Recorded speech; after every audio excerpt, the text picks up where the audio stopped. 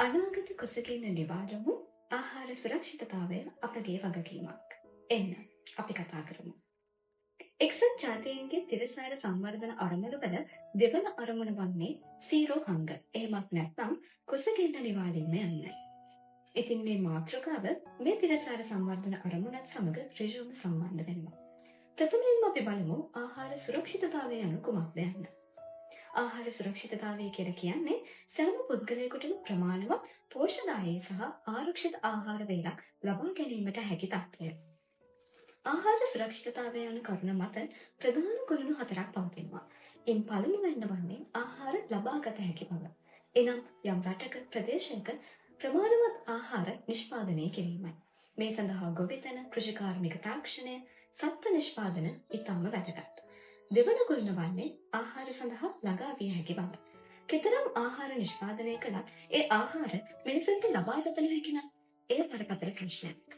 මේ නිසා ප්‍රමාණවත් ආදායමක්, රැකියාවක් සහ සාධාරණ මිල ගණන් යටතේ ආහාර ලබා ගැනීමට හැකි විය යුතුයි.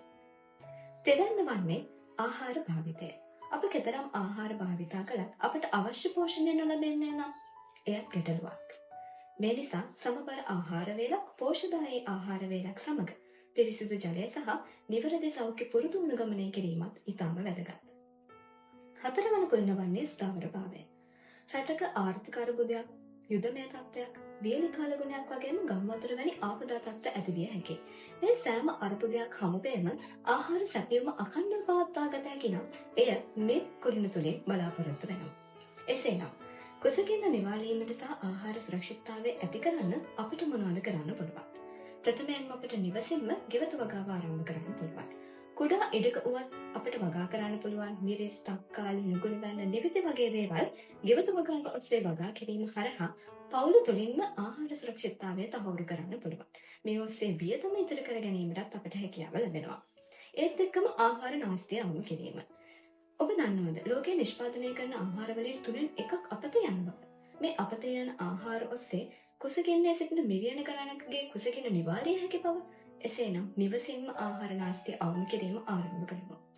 මීළඟට අපට පුළුවන් දේශීය ආහාර ප්‍රවර්ධනය කරන්න. අල, බතල, කුරක්කා, පලා වර්ග, දේශීය ධාන්‍ය වර්ග ප්‍රවර්ධනය කිරීම වැදගත්.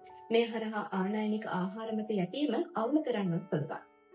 එය රටේ ආර්ථිකයට දායක වෙනවා.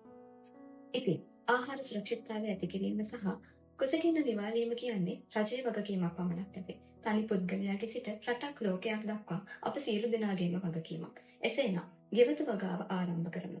ආහාර සුරක්ෂිත කරමු. දේශීය ආහාර ප්‍රවර්ධනය කරමු. නාස්තිය අවම කරමු. අප සියලු දෙනාම එකතු වී අනාගත කුසගින්න නිවාලමු. ආහාර සුරක්ෂිතතාවය ඇති කරමු.